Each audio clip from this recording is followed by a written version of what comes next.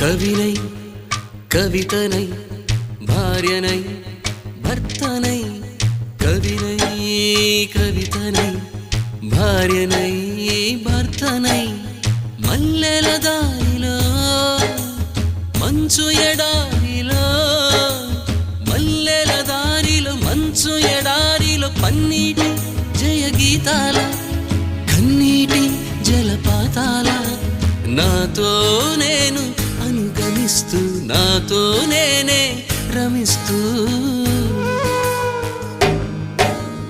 ఒంటరినై అనవరతం కంటున్నాను నిరంతరం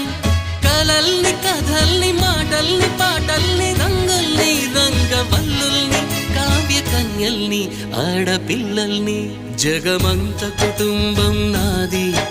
ఏకాకి జీవితం నాది